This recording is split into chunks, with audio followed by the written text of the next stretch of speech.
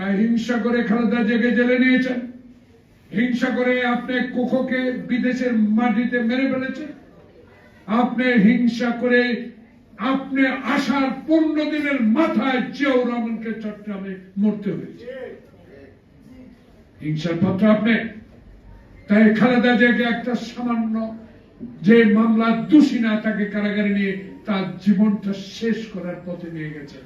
রাখে আল্লাহ মারাকে বাংলাদেশের 18 কোটি মানুষের দোয়া এখন উনি বিদেশের মাটিতে ইনশাআল্লাহ আসবেন।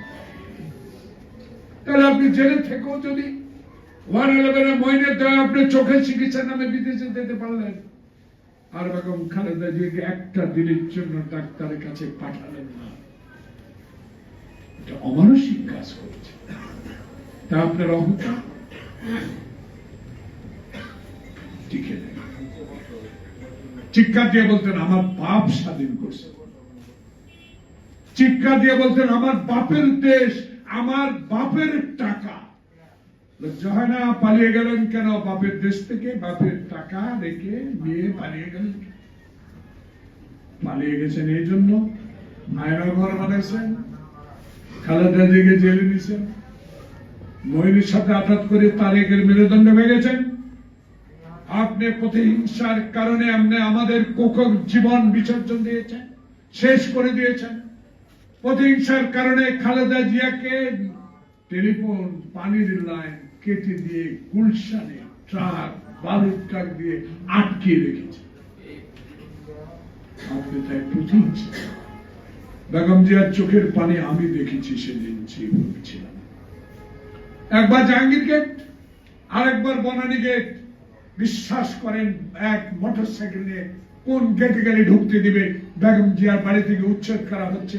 একবার অন্তত যাই বিএনপির কর্মী হিসাবে আমি সাদেক হোসেন খোকা সেদিন শত চেষ্টা করে হাসিনা সেই ক্যান্টনমেন্টে ঢুকতে পারিনি। সেদিন গরম পানি রঙের পানি দিয়ে আমাদেরকে 2 গেট থেকে বের করে দিয়েছেন। সেদিন এক কাপড় নিয়ে যেদিন চোখের পানি দিয়ে বনানী গুলশান অফিসে সংবাদ সম্মেলন করলেন, এক হাতে টিস্যু চোখের পানি মুছে ফেলছেন, যেখানে আজকে তার জীবন ছিল। এই বাড়ি এখান থেকে বের করে দিলেন। বের করার পর কি বার করলেন? মদের মতো। তারা এখনো আইনের আওতায় আসে নাই। যারা মিথ্যা কল্প কাহিনী তৈরি করে বেগম জিয়ার রাজনৈতিক চরিত্র হনন করতে চেয়েছে, তাদেরকে এখনো আইনের আওতায় আনা। তা আপনার কাছে আমরা জিজ্ঞাসা করতে পারি, কারণ আমরা জেলে খেটেছি 16.5 বছরে, 9 বছর জেলে ছিলাম। আমার 2 বন্ধু, 2 ছোট ভাই জেলে ছিল। আমাদের দাবি আপনার কাছে 84টা মামলার আসামি, 120টা মামলার আসামি, 300 মামলার আসামি। আমার অধিকার আছে আপনার কাছে জিজ্ঞাসা করার, কারণ 16 বছর রাস্তায় ছিলাম আমরা। এই যে নবীনদান নিয়ে কথা বলছিলাম, ব্যানার লেখার লোকরা সাহস করতো না প্রেস ক্লাবে। আপনার কাছে এই যে আয়নাঘর বানালো, গুম করলো, পিটালো, পা ভাঙলো, গুলি করলো, গুলি নিয়ে ঘুরে এখনো। আমরা তো আপনার কাছে দাবি দিয়েছি এদেরকে আইনের আওতায় আনেন। তাই আমাদের নেতা তারেক রহমান স্পষ্ট বলে দিয়েছিল, যেদিন আওয়ামী ফ্যাসিস্ট বিদায় নেবে সেদিন এমন একটা ভাব ছিল সারা বাংলাদেশে, আমার মনে হয় আওয়ামী লীগের একটা লোকও বেঁচে থাকার কথা ছিল না। আল্লাহর কি রহমত, তারেক রহমান ঠিক সময় মতো বলে দিয়েছে, আওয়ামী লীগের যারা অত্যাচার তারা পুলিশের কাছে যাবে, তাদের গায়ে হাত তোলা যাবে না। এটাই তো রাস্তা। তাই সে তারেক রহমানকে নিয়েও 111 সরকার, খালেদা জিয়াকে নিয়েও 111 সরকার, মহিউদ্দিন সরকার বিএনপি কে নিয়েও ধ্বংস করার পরিকল্পনা করেছিলেন, কিছুই করতে পারে। আল্লাহ পাক বেগম খালেদা জিয়াকে বলে অনেক বুদ্ধি দিয়েছে। আমি বেগম খালেদা জিয়ার পা ধরে বললাম নির্বাচনে যাওয়া যাবে না 2008 সালে, তো কিচ্ছু বুঝো না। এমন যুক্তি উপস্থাপন করলো, আমি যদি নির্বাচনে না যাই, বিএনপি যদি নির্বাচনে না যায়, সারা জীবনের জন্য মঈন ফখরুদ্দিন ক্ষমতা দখল করে রাখবে। কিন্তু কি আল্লাহর রহমত, নির্বাচনে গেলাম, আর মঈনের মতো বেঈমান, ফখরুদ্দিনের মতো বেঈমানেরা সেদিন বেগম জিয়াকে বাদ দিয়ে হাসিনাকে ক্ষমতা আনার যে পরিকল্পনা করেছে, তুমি যাও পরিকল্পনা করেছে, সেটাও ইনশাল্লাহ সফল হয়। সিট পাইতে পারে 20টা, কিন্তু পার্লামেন্টে হাসিনার সংখ্যাগরিষ্ঠতা হইলেও আমরা 20, 25, 30টা এমপি বক্তব্যে এবং কথাবার্তায় সেদিন 250 এমপিও মাথা নত করে রাখবে।